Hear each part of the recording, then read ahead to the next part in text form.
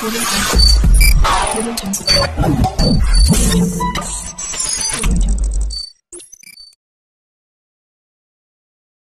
Guys, কেমন আছেন সবাই? আশা করি সবাই ভালো আছেন।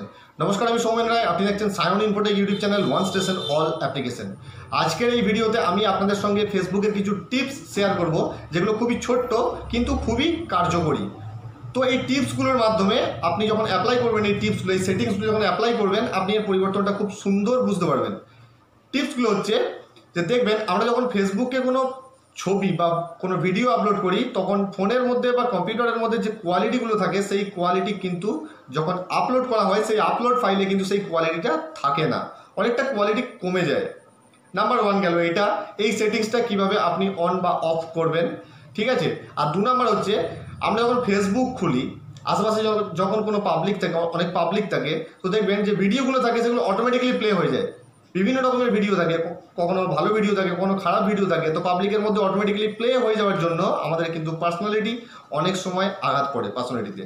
তো এই সেটিংসগুলো, ছোট্ট কিছু সেটিংস, দু তিনটে সেটিংস, এইগুলো আপনি কিভাবে করবেন, যারা জানেন তো খুব ভালো কথা, তারা জানেন। যারা জানেন না, এই ভিডিওটা শুধুমাত্র তাদের জন্য। তো ভিডিও ভালো লাগলে একটা লাইক অবশ্যই করে দেবেন। তো চলুন মোবাইল স্ক্রিনে আপনাদেরকে নিয়ে যাই।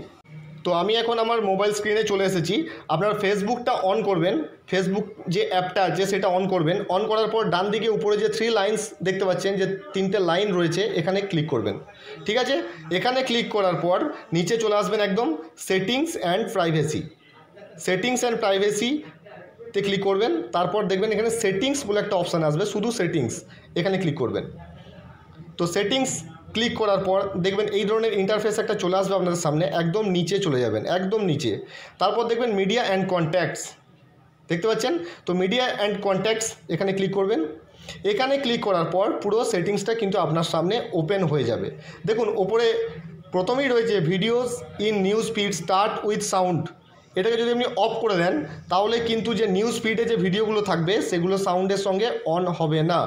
আপনি যখন ম্যানুয়ালি স্টার্ট করবেন, তখনই সেটা স্টার্ট হবে, ঠিক আছে?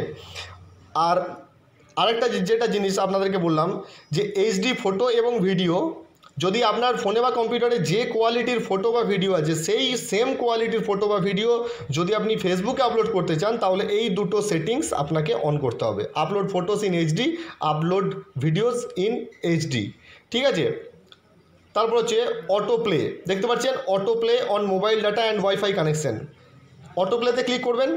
তো আপনার ভিডিও যেগুলো আছে, সেগুলো যদি আপনি মোবাইল ডাটা ওয়াইফাই কানেকশান সবসময়তেই চালাতে চান, যে মোবাইল ডাটা বা ওয়াইফাই কানেকশান যাই থাক না কেন, আমার ভিডিও যেন অটোমেটিক প্লে হয়ে যায়, তাহলে উপরেটা টিক মেরে দেবেন।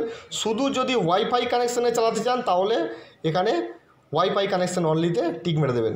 যদি একদমই না চালাতে চান, আপনার পারমিশন ছাড়া যদি ম্যানুয়ালি প্লে করতে চান, তাহলে নেভার অটো প্লে ভিডিওস এখানে ক্লিক করে দেবেন।